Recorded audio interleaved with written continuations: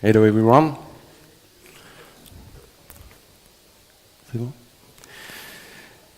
So hello everyone. Thanks for coming. So this is your first day today at Vox Microservices. So welcome. I hope that this morning it was nice. So my name is Francois. I am solution architect. I'm in Belgium. My customer are mainly in Belgium, and so until several years now, we are working on Monolith to microservices. And this talk, it's about so the migration, how they solve their problem, and I will show you how you can split your monolith to microservices, how you can set your domains, you define your boundaries, how you can implement all responsibilities and everything in several weeks easily. And if you just that, I swear that you are in the right place. And after you have to go to next conference at 5 p.m. with Melanie Rao and Rachel Orti, and you will know more about it, more technically stuff. So seriously, this talk is just a high level how we get a huge approach. And the best one to migrate to microservices, because many times many people take so many things in their backlog, but they forget the principal thing. So everybody knows about distributed architecture and the benefits of that, and a lot of customers would like to go there for the main reason.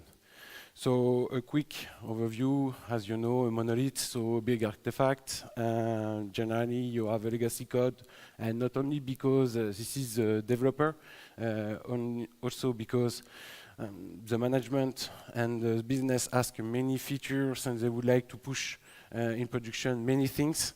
So you had more things on your application, and you have many different code base, so you have a spaghetti at the end. You have very simple things like monitoring, so in simple is check when you ping in simple URL and you get status about your application, but you don't have a huge overview on what you have on production. So for my case, I will talk about two cases. The first one is just your boss is coming and he says that, yeah, I hear about microservices and apparently it's nice. I like it so much. I would like to go there. But as experienced developer as you are, you say, yeah, but we can't go there. We have to change everything on our organization. And your boss say, yeah, I don't care about that. I'm very happy about our organization and I want to go there. So you do that, or we'll find someone else who can do it for us. So you have to do it, and because as developers you are, we know that you can do everything, you know. You can fix bug, you can implement a feature, you can maintain CI, you can do everything. And why not? You can do also a change to go to microservices. And it's easy, you know, because I've seen in some presentation, it's only just splitting your application and that's it. But you know, also as experienced developer as you are, it will be something like that. So you can do whatever you want, you can implement with the best technologies, it will be the same things. If everybody is not aware about this change, you will not go success, and you will not get success on the journey, because this is a journey, really, and this is a huge change to go to microservices. The second case, and you know very well this one, it's a hype-driven developer. You know very well this case. And more specifically, what I like to talk about is just the HYPEMAN syndrome, you know. And the HYPEMAN syndrome, you can recognize it very easily also, because He talk about with buzzword, you know, and he go to conference like this one, and with amazing presentation. And generally, this is the rudest guy in your team, you know. But what he didn't talk about, it's just what he saw. It's just an example and the result of 10 years that the company work on to migrate, because they don't get success in one way, and every time it was a try, and after they involve the infrastructure. So you have to implement this as a microservice environment, but what I'm talking is just more standalone application, because what I have seen also, this is developers who implement solution, and they are already linked to the old database. So, and I swear what I'm talking about is true, you know. So you do your microservices and you go to production, so everybody is happy. You are your first microservice in production, the team leader, HYPEMAN, everybody is happy. So nice, congratulations, you have your microservices in production. But after several releases, what it's looking for, it looks like that, you know. And when you have this kind of environment, we ask you just to debug. Yeah. And I swear that you look like that. When you have to debug your monolith with a simple monitoring and simple logging, you have to connect to server, you have to scrap logs, and you don't know which server, it will be a nightmare. So for me, generally, when I go to my customer, I use the same approach. This approach is atomic evolutionary steps. It means that we split all responsibility, all needs, we'll do assessment, and we'll define our priority. What does it mean? We do a segregation of concern. So it's very common for a lot of customers. You have some responsibility, secret breaker, service discovery, and other things.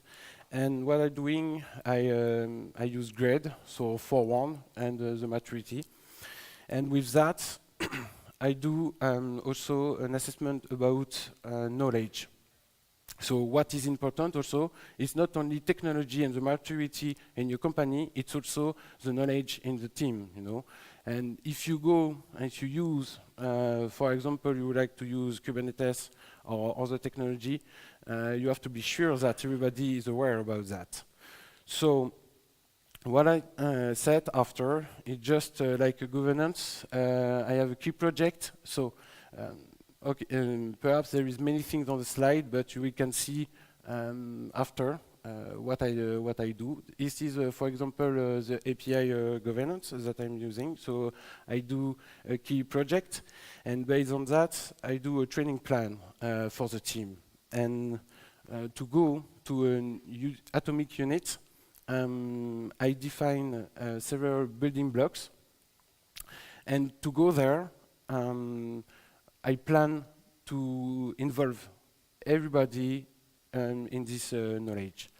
And it's very important that you can do it only if everybody in your structure is aware about that and they're ready for a change, because dev team only couldn't do it by themselves. So if your customer said, yeah, we have a problem because we don't have time, generally, I suggest it's an excuse. I have many examples, or perhaps it takes time, but you can do it every time, involvement. And what I'm saying, just say you just have to put in your backlog the continuous improvement. And even if it's 1 day per week, you have to work on it, to involve your infrastructure, your knowledge, everything to go through this journey, and at the end, to implement your monolith to microservices.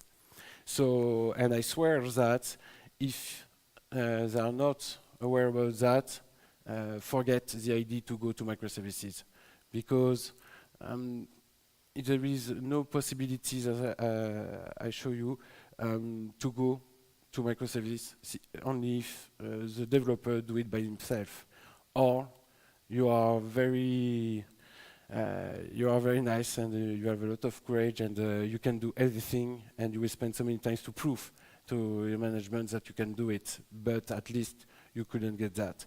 And there is another aspect on the thing.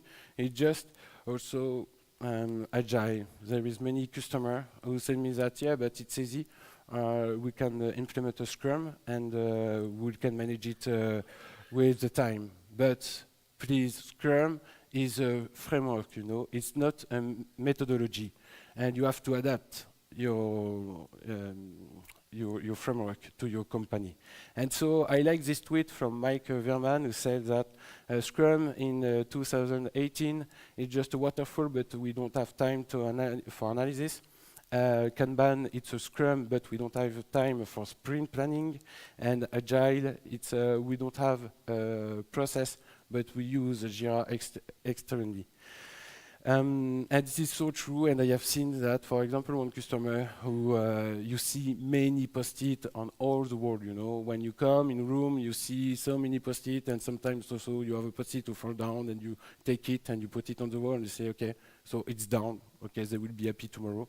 So it's very nice, but by the way, it's not the solution. It's a way are working, but it's not a solution. And for example, with this methodology, this approach, I have a customer who did some 3 releases per year, and they have 40 reboots per month with 70 TK per week. They work with a continuous improvement process, and after 4 years, and took 4 years, they have got 1 release every 2 weeks, 2 reboots, and 5 TK per week. And it means that it looks like to be ready to go because they have got maturity on the environment. And so for customers who they don't have so many times or budgets, you can have also a quick win that you can get. So for example, you have to implement responsibilities very quickly. And in this demonstration, we implement API gateway. So by this way, we get monitoring, logging, analytics. Also, we have got each check, passive and active. And after, we have some metrics to say, okay, our problem is focused on this part, and we can involve in this way. So it was a quickie, so I didn't have so much time to explain you many things. It's an approach, and the main message is just if customer or someone want to go to microservice and want to implement it before using framework, technology, and other thing, everybody will be aware, and this is a change in a company. And why you would like to go to microservice, why you want to use it, because most of the time you don't need it.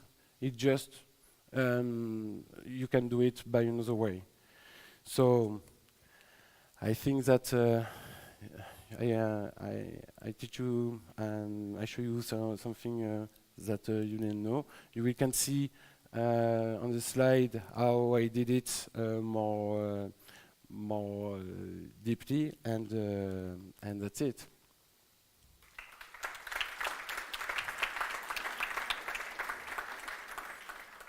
Do you have any question?